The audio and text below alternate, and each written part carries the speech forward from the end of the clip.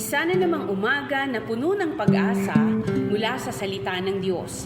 Halina at makibahagi sa ating umagang pagbubulay, pagpapalakas at pagpapatatag sa ating pananampalataya sa Panginoong Hesus. Mula sa Section 6 ng Southern Tagalog District Council of the Assemblies of God, tayong lahat ay magkaisa sa pagpapalagong espiritual.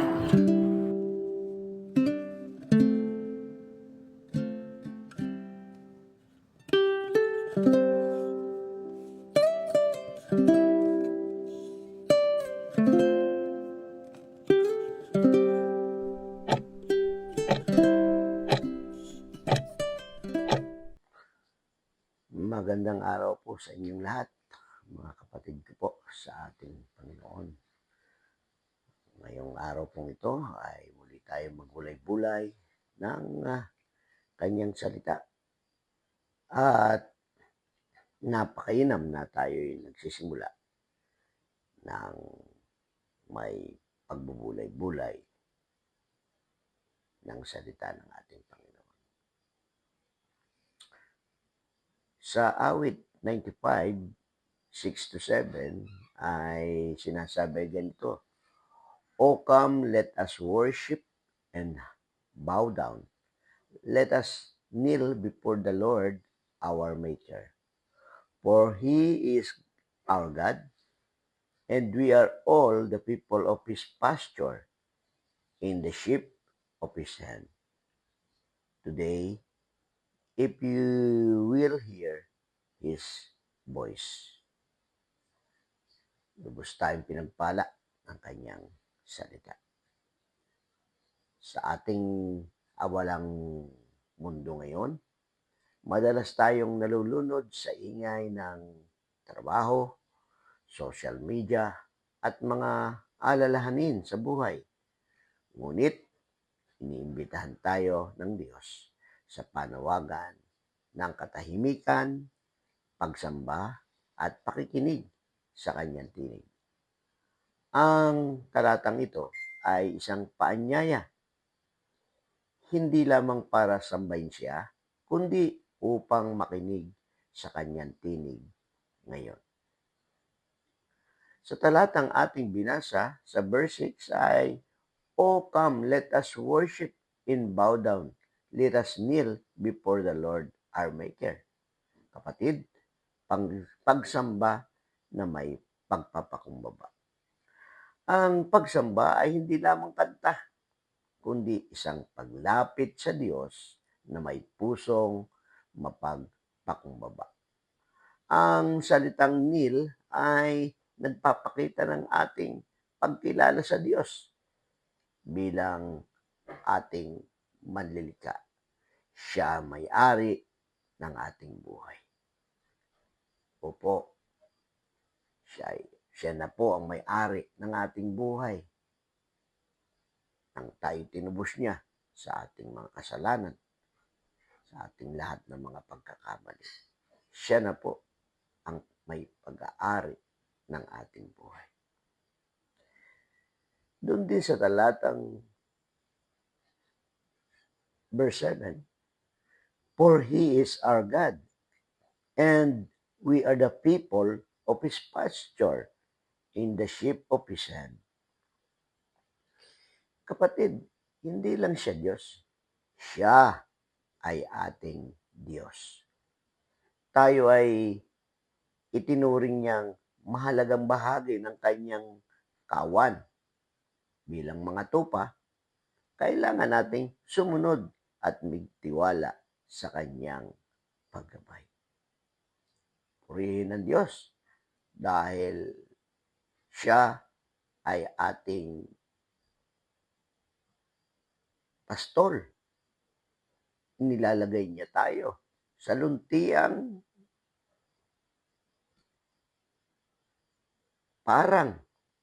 luntiang lugar na kung saan doon ay payapa. Maganda kung saan lugar tayo niya pinagpapastulan. Wow, salamat sa Panginoon. Magiging tayong payapa sa ating buhay. Because He is our God, and we are people of His pasture in the sheep of His hand. Makinig sa kanyang tinig ngayon. Sabi po doon sa verse 7, letter B.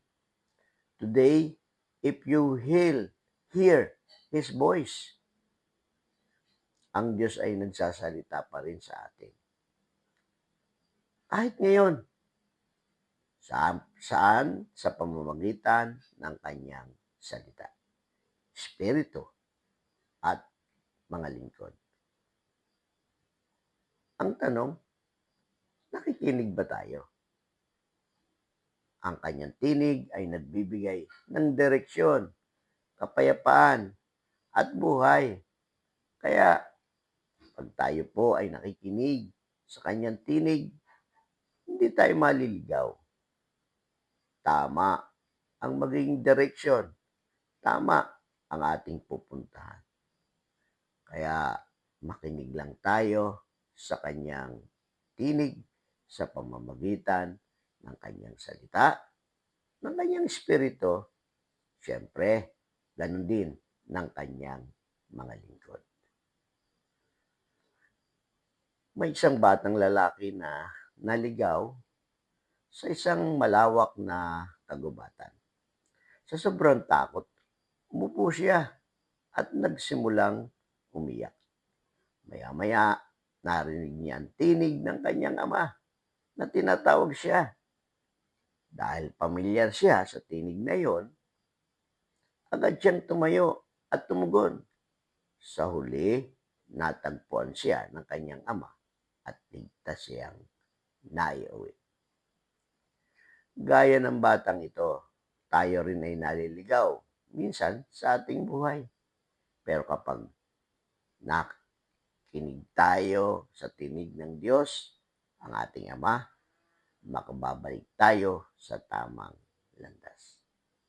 Kapatid, ano pwede nating i-apply sa ating buhay ngayon? Una, manalangin araw-araw. Hilingin sa Diyos na tulungan tayong makinig sa kanyang tinig. Ikalawa, maglaan ng tahimik na oras sa kanyang salita. Doon natin marinig ang kanyang kalooban.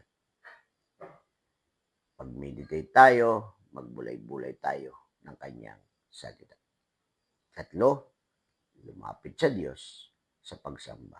Hindi lang tuwing linggo, kundi araw-araw sa ating mga puso.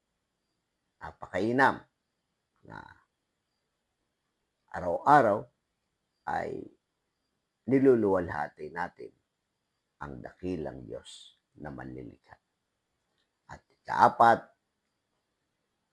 i-apply ang narinig mula sa Diyos. Ang tunay na pakikinig ay sinusundan ng pagsunod. Sabi nga ay, we are not hearer only, but doer the word of God. Nawa sa araw na ito ay maging pundasyon ng ating buong araw ang salita na ating pinagbulay-bulayan ngayon. Tayo po ay manalangin. Aming Diyos na makapangyarihan, salamat po sa panyaya ninyong lumapit sa inyo upang sumamba, magpakumbaba at makinig. Tulungan niyo po kami na hindi lamang maging tagapakinig, kundi tagasunod ng inyong kalooban. Turuan niyo po kaming magtiwala sa inyo bilang aming pastol at tanggapin ang iyong pagmamahal bilang mga tupa ng inyong pastolan. Sa araw nito, nais po naming marinig ang iyong tinig.